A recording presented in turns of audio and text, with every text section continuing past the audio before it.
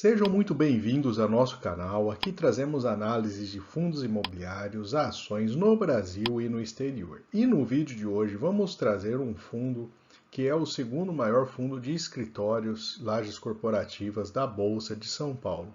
Trata-se do HGRE11. Vamos olhar um pouco mais em detalhes os seus últimos resultados e identificar aí os motivos desse fundo ter tido tantos altos e baixos aí depois principalmente da pandemia.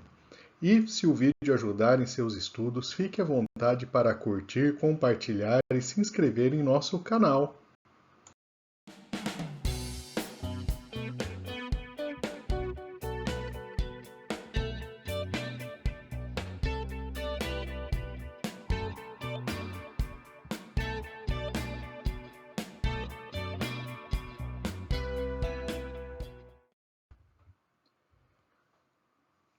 Como sempre fazemos em nossos vídeos, vamos começar olhando os ativos que compõem o seu portfólio. No caso do HGRE11, temos um total de 17 ativos.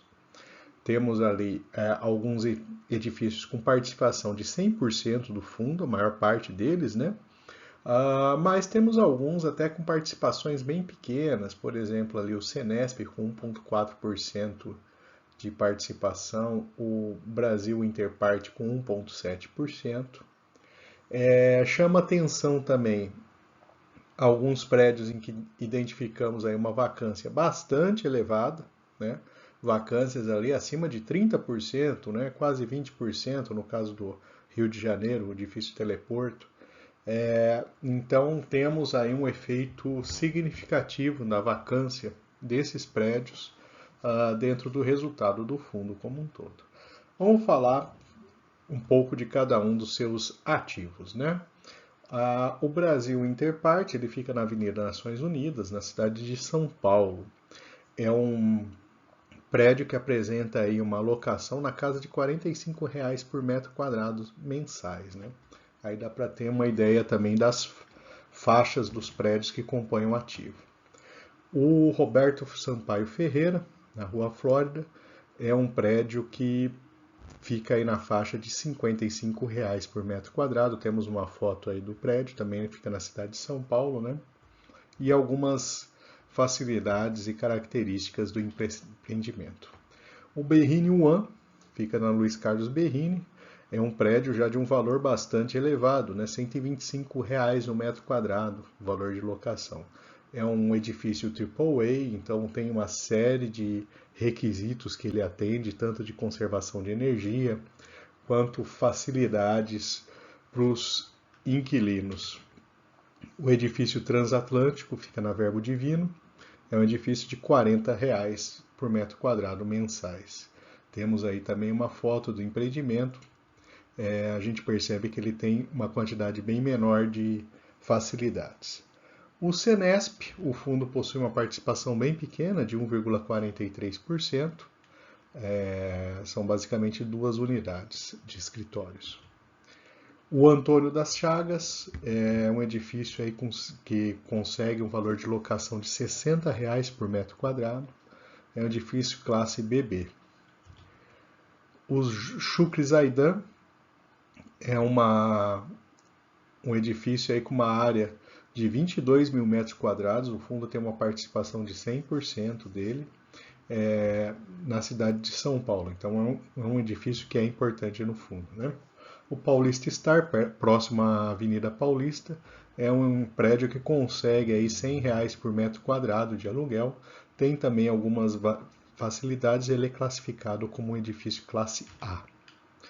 O Torre Martiniano é um edifício aí que consegue R$ 95 por metro quadrado. Tem já um nível de características bem mais amplo, né, do que o edifício anterior, né? Então a gente percebe aí que ele consegue rentabilizar também essas facilidades no aluguel. O Faria Lima são 10 unidades que somam aí 4.700 metros quadrados de locação, tem a classificação BB. O Sêneca é um edifício ali que tem participação 100% do fundo, inclusive a foto de capa é desse prédio. São quase 27 mil metros quadrados, é a maior área do fundo, é uma classificação AAA. O edifício Alegria consegue R$ 45 por metro quadrado somente, também na cidade de São Paulo. O Taboão, fica em Taboão na Serra, são 16 mil metros quadrados de locação, 100% do HGRE.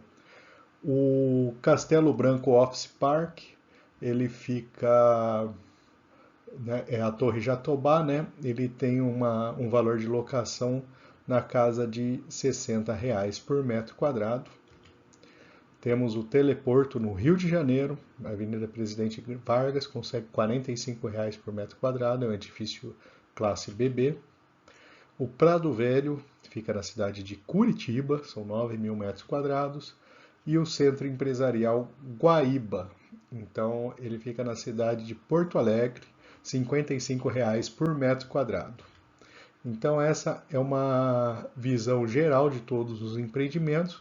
Voltamos ali com a tabela para você ter uma visão, né, da vacância de cada um desses prédios e também temos a classificação de cada um deles. A gente percebe que além de alguns AAA e categoria A, temos bastante classificados como BB, o que também ajuda, entre aspas, na questão da vacância do fundo como um todo.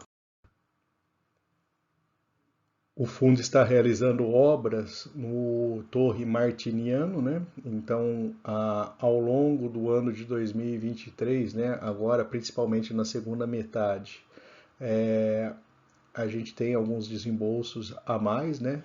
Previstos ali por conta desse investimento e que ele está próximo aí à conclusão. Até o final do ano é esperado que se termine a obra e entre aí a área desse prédio também disponível para locação, buscando reduzir aí também um pouco da vacância do fundo. E essa é uma visão geral do portfólio, então a maior parte são torres corporativas, temos também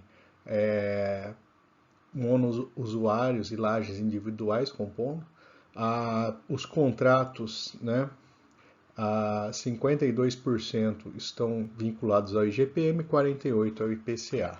São basicamente dois indicadores da inflação.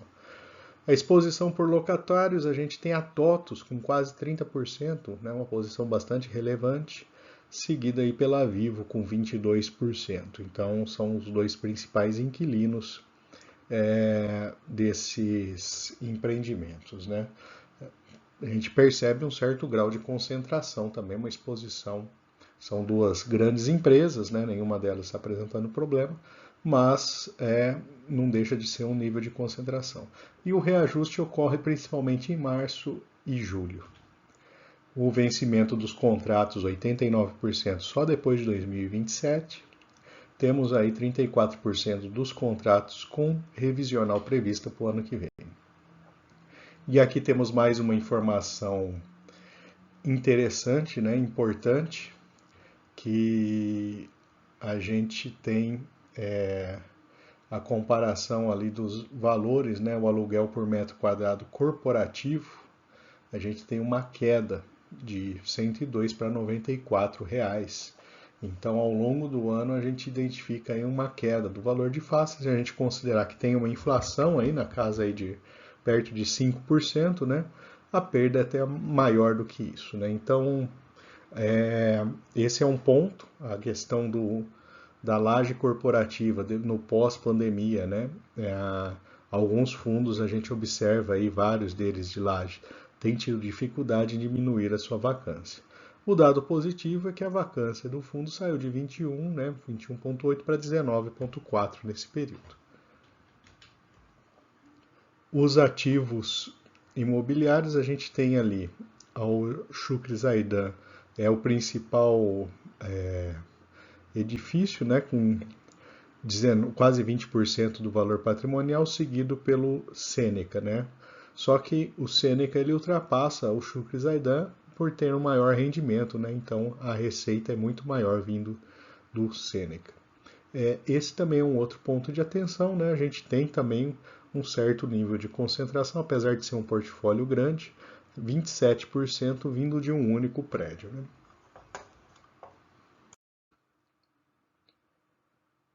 Trazendo agora a demonstração de resultados do fundo, a gente observa ali, no mês de setembro, fechou com quase 10 milhões de reais, então é um fundo aí que recebe em torno de 10 milhões de reais por mês de locação, as despesas financeiras de quase 1 milhão, e aí uma despesa relativamente alta que traz o resultado para 6.800. As despesas operacionais são altas, né? Além das despesas imobiliárias. Nesse gráfico a gente observa ali dois dados interessantes, né? Então a gente tem ali uma receita potencial na casa de 13 milhões por mês. A gente desconta 2,6 milhões, que é a vacância, então a vacância ela é muito significativa, ela impacta em 2,6 milhões todo mês. E temos também carências e descontos de 1,6 milhões que foram disponibilizadas aí para os inquilinos, buscando manter o inquilino no prédio aí nesse período pós-pandemia. Então, é um fundo ali que, de maneira geral, ele sofreu bastante com o resultado da pandemia. Então, temos ainda esse impacto dessas carências e descontos que foram concedidos.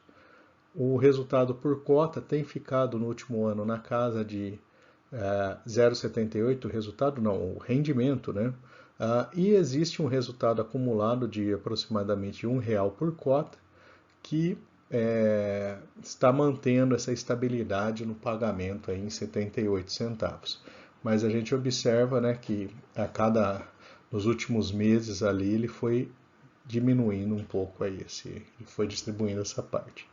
Houve um ganho de capital em abril, né? Então o fundo distribuiu já parte desse ganho de capital, mas com a receita de locação lá e despesas operacionais, o resultado tem sido 57 centavos. Portanto, veja bem, o fundo está distribuindo 78 centavos ao longo dos meses, mas em nenhum mês, a menos de um mês específico em que houve recebimento e ganho de capital, né, por venda de propriedades do fundo, ele não conseguiu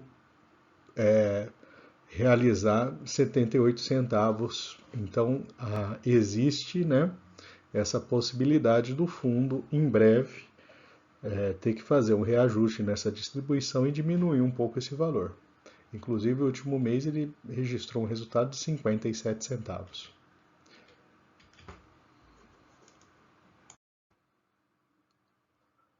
Neste gráfico temos então a evolução da rentabilidade do fundo desde o seu início.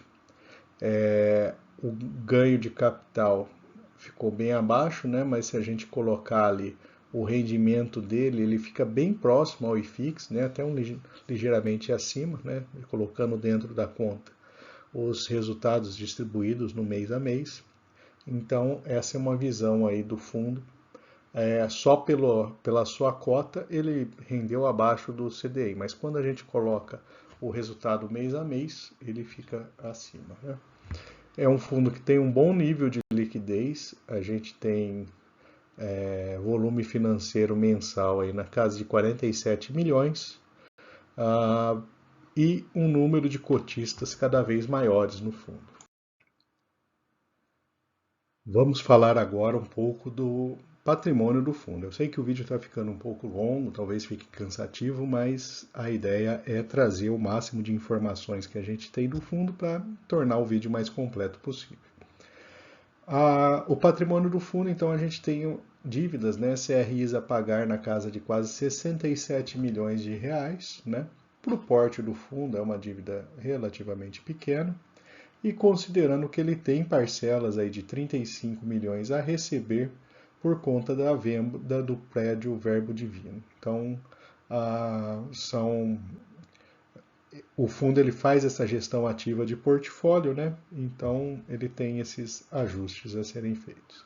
Esse é o saldo devedor do CRI, né? A alavancagem de 3,7% em relação ao seu patrimônio.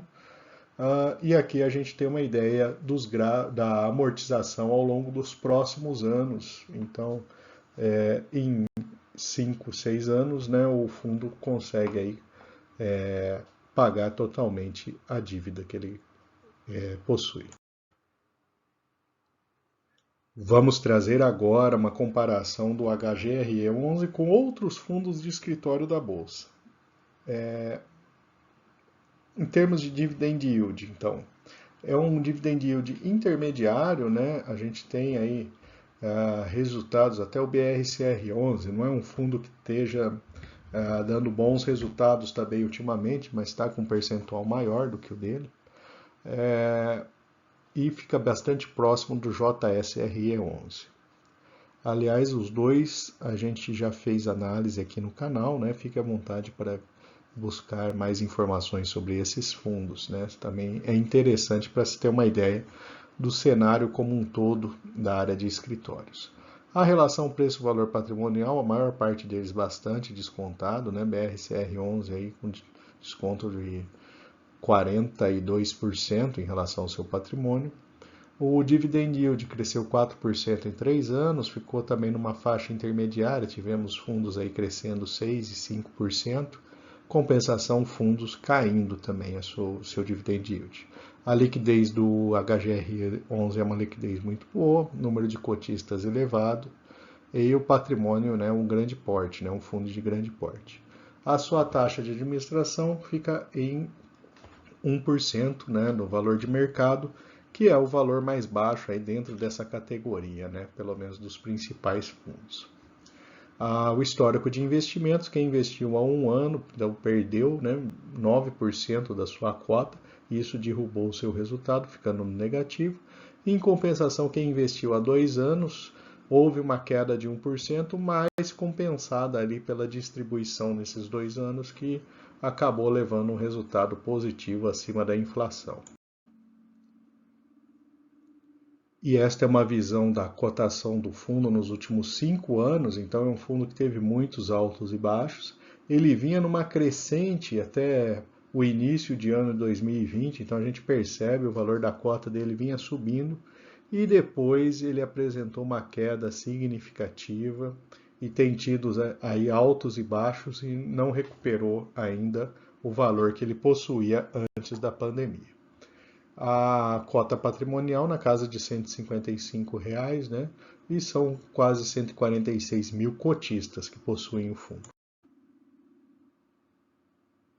E finalmente vamos trazer os pontos positivos e negativos para investimentos no HGRE11. Do lado positivo, a dívida sob controle por porte do fundo, então não chega a preocupar a questão da dívida dele. A obra no edifício martiniano, próximo a seu fim, né? Em breve deve disponibilizar uma área para locação. É um fundo de boa liquidez e grande porte. E a gestão ativa do portfólio e também essa característica de fazer investimentos e melhorias nos seus ativos. Do lado negativo, é um fundo que apresenta uma vacância elevada. Vale comentar que o setor como um todo está apresentando essa vacância elevada. O dividend yield é mediano no setor, né? Mesmo distribuindo um valor maior que o resultado, e esse é um ponto de preocupação também, né?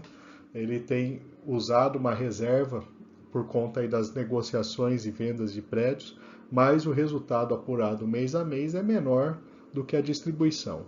Os valores de cota têm sido negociados a valores abaixo aí do histórico anterior no período pré-pandemia, ou seja, é um fundo que não se recuperou e o setor todo de lajes corporativas ainda não se recuperou dessa questão da pandemia.